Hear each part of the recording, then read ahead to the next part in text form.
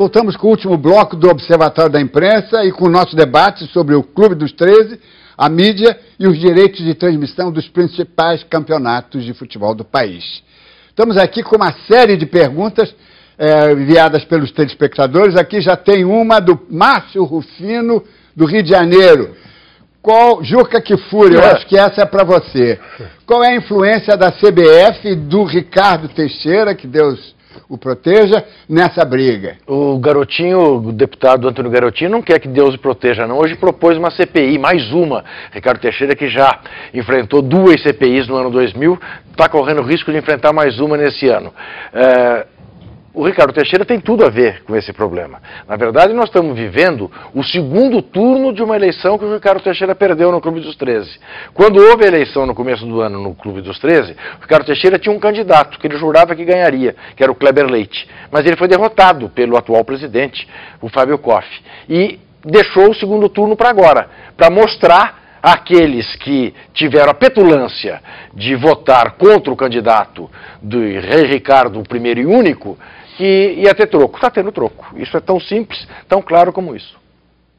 Doutor Gilvandro Araújo, o CAD, evidentemente, que não vai entrar, digamos, nesses meandros da política esportiva, mas toda a cartolagem do esporte no Brasil, não é?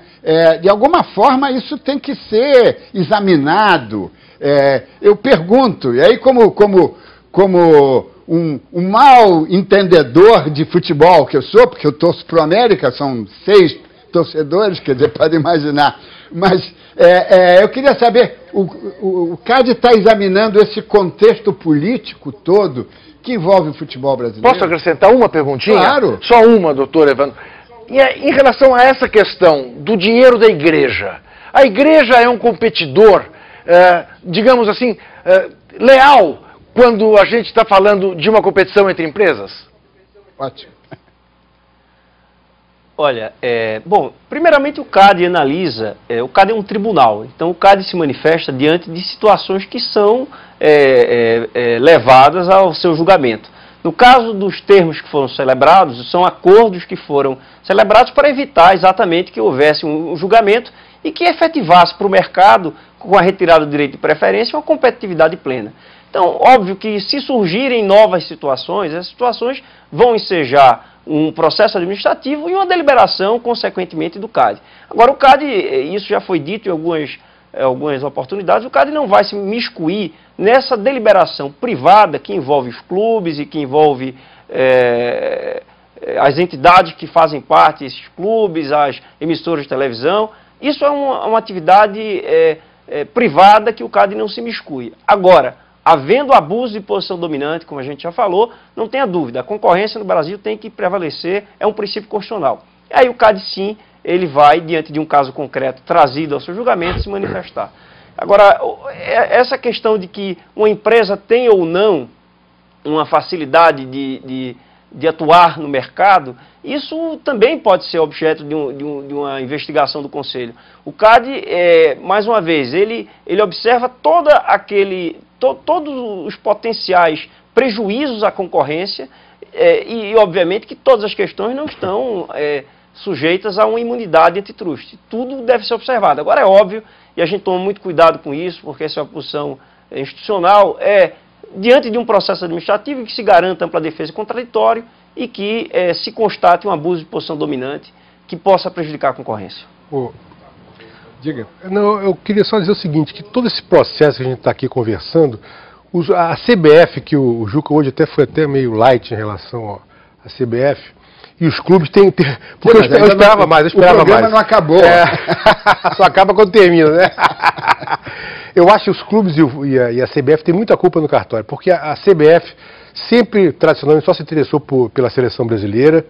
Os clubes tivemos campeonatos muito... É o big business. É o big business, em que ela tem interesses pessoais, inclusive, dá todos os recursos econômicos e materiais, mas esqueceu muitas vezes do campeonato, dos clubes, quando podia, pelo menos, regular, não dar esmola, não ficar dando dinheiro, mas regular para que esses clubes tivessem uma rotina mais agradável e mais saudável. Mas, Márcio, quando se fala da promiscuidade a que você se referiu, lembre-se, a coluna dessa semana, holofote, da revista Veja, assinada pelo jornalista Felipe Paturi, diz que o sucessor in pectore de Ricardo Teixeira na CBF é o Marcelo Campos Pinto, que é o executivo principal da Globo Esporte. Exatamente.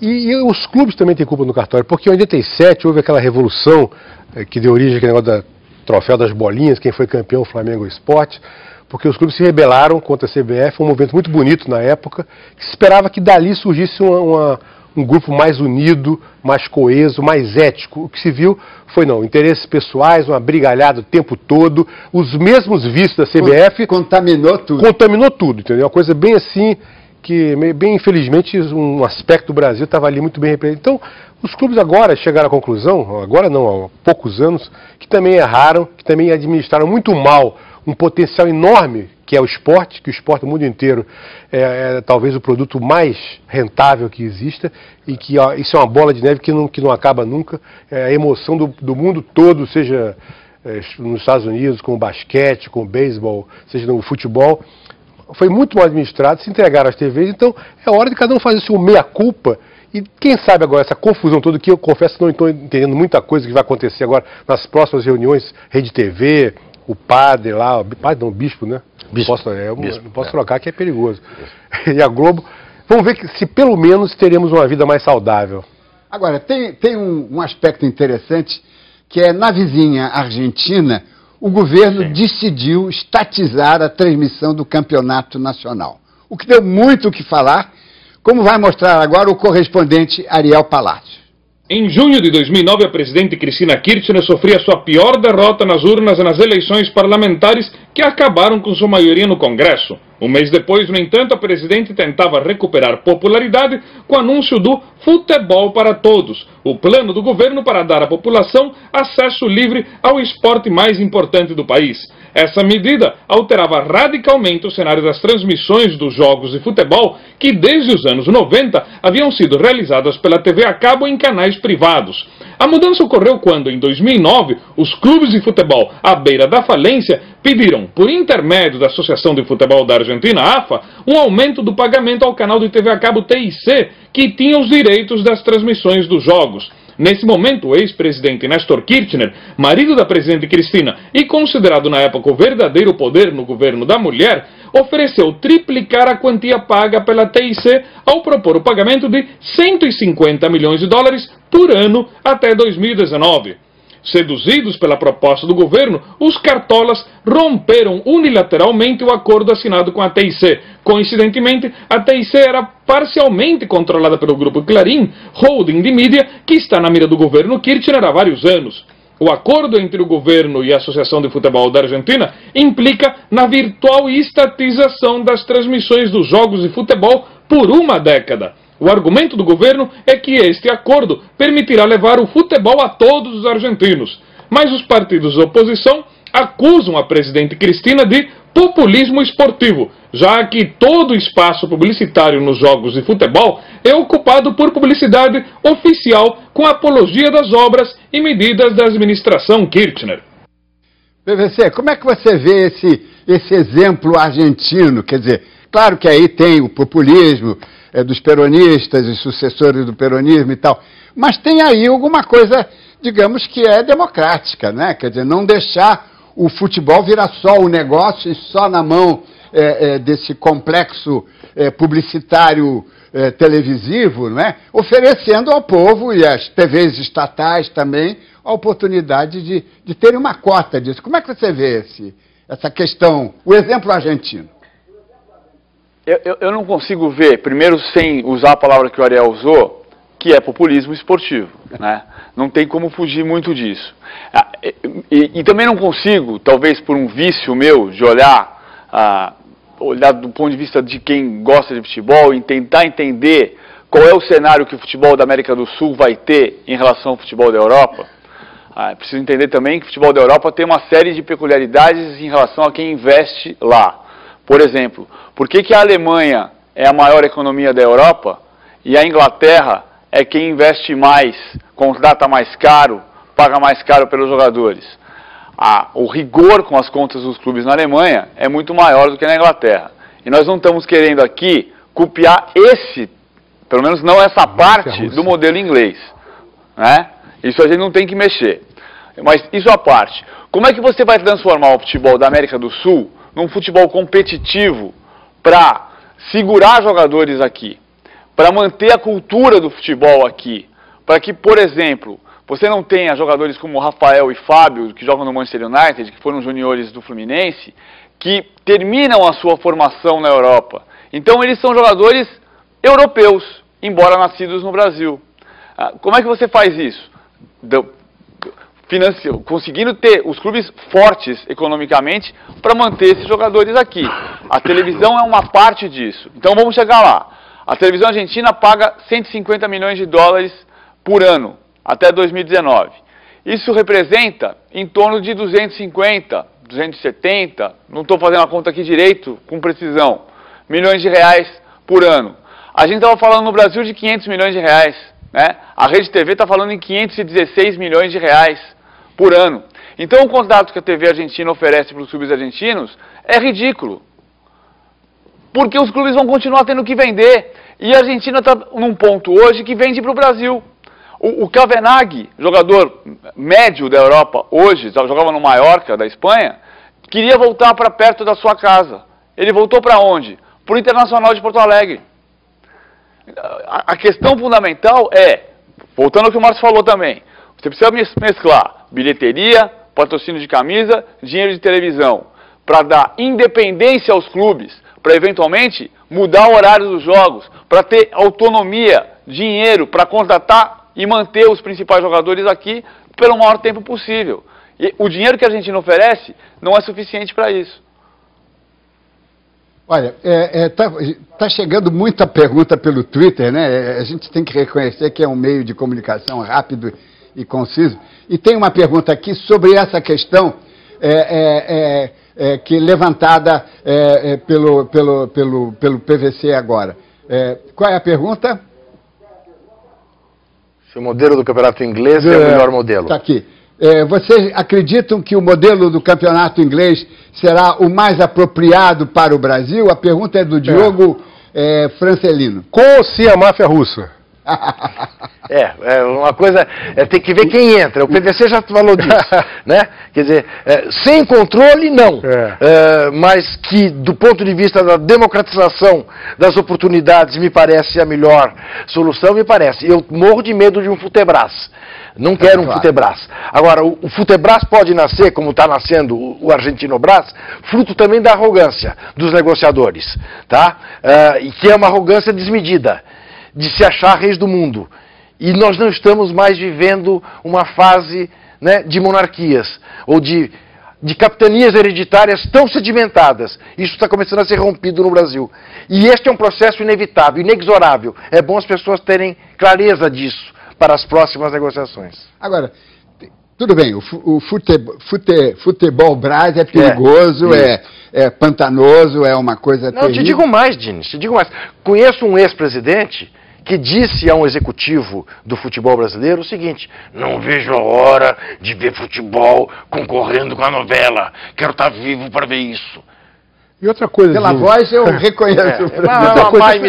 Essa coisa de mecenas, ou de cara que está aplicando no futebol violentamente, como por exemplo os russos, isso a curto prazo pode resolver o problema, mas a longo prazo é ruim, porque ele não ajuda a estrutura, é a coisa imediatista, entendeu? Mas, Márcio, eu queria te perguntar uma coisa aqui, puxando a sardinha, não para o meu lado, mas para a TV pública. Quer dizer, esse modelo argentino poderia ajudar as TVs públicas brasileiras a ficarem com um direito de exibição posterior, sei lá, alguma coisa, para que o futebol não fosse um evento comercial. Não fosse Quer dizer, pudesse ser considerado como uma notícia que é coberta equitativamente, isonomicamente, por toda a mídia, não é? Especialmente num país como o Brasil, em que o futebol é a paixão popular número um, em que há um compromisso recíproco, todo mundo quer o futebol, né? Pois é, quer dizer, não ficar só no business, né? Exatamente, eu acho que a TV pública devia participar mais, tem condições para isso, ela não pode se impor por ser uma coisa estatal, mas ao mesmo tempo não pode ser prejudicada também por um oligopólio econômico que tem outros interesses paralelos ao, na verdade, que ao verdadeiro interesse do povo brasileiro, em última análise. PVC, como é que você acha que essa questão, tem alguma coisa para aproveitar dessa fórmula argentina, não? Em benefício do torcedor, em benefício da TV pública também? Talvez você conseguisse uma fórmula de ceder um pedaço do campeonato para a TV pública. Eu não consigo acreditar que não tenha. A gente está chegando ao ponto da concorrência, que é o que o cara ajudou a fazer. Talvez você ter a democratização de um pedaço do campeonato, de um número de jogos, uma porcentagem do campeonato que pudesse ser liberada para a TV pública. Eu queria não sei se a TV Brasil transmitiu a Série C no ano passado, exatamente, os jogos decisivos. Sim, exato. Acho que mais grave, e aí na esteira do que o Diniz disse, é o seguinte, por exemplo, você ter, como já aconteceu, da TV Globo ter os direitos da transmissão na seleção brasileira, o horário não lhe ser conveniente, o jogo não ser de grande... E aí não transmitir o jogo. E aí é hora da TV pública entrar, sem dúvida nenhuma. Não é porque não concorre com a TV Globo e pode transmitir. O torcedor tem o direito de ver. Fica beneficiado, ele fica com um leque de opções. Exatamente. Porque é profundamente desagradável, digamos, a Globo ou qualquer outro ter o poder sobre aquele pacotaço, mas escolher, não, só vou transmitir esse. E os outros, ninguém vê então, porque eu comprei e ninguém vê. Eu acho que isso é uma coisa injusta, desagradável, antipática. Não é? Antipática. Não é verdade? Arrogante. Arrogante, o PVC, dá uma palavrinha final sua, que nós estamos em cima da hora. Bom, o que eu acho que é fundamental, tinha um pouco da história do Ricardo Teixeira, onde entra ali, quando ele consegue quebrar a FBA, que era a entidade que administrava a Série B, e pede ao Clube dos 13 para encorpar uma parte do contrato, e ali é que há a ruptura e aí começa essa guerra. Mas o que eu acho que é fundamental, para ser uma última palavra, o que me aflige em relação muitas vezes a essa disputa, como o Juca disse no começo do programa, tem evidente a preocupação de quem trabalha para qual veículo, se seu veículo vai ter acesso à transmissão ou não, mas o que me preocupa muito é a liberdade da informação, ou a necessidade de informar e não sonegar informação. Me preocupa quando alguns telejornais não divulgam uma linha sobre a ruptura do Clube dos 13, porque pode ferir o interesse A, B ou C. Isso não pode ser editorializado. Isso é informação. O que está acontecendo no futebol brasileiro hoje é importante porque é um momento. Não importa se vai transmitir a TV Globo, a Rede TV, o Canal Brasil ou a TV Record. PVC. O que importa é que os clubes precisam ter independência para ganhar o máximo de dinheiro possível com o produto que vendem. Ponto final em nosso debate. Quero agradecer a presença dos jornalistas Juca Kfouri, Márcio Guedes, Paulo Vinícius Coelho e ao Procurador-Geral do CAD, Gilvandro Araújo. Bem-vindo ao mundo que precisa ser regulado, e quero dizer ao telespectador que precisa lembrar-se de que, acompanhando o Observatório da Imprensa pela internet, pela TV ou pelo rádio, você nunca mais vai ler jornal do mesmo jeito. Uma boa noite.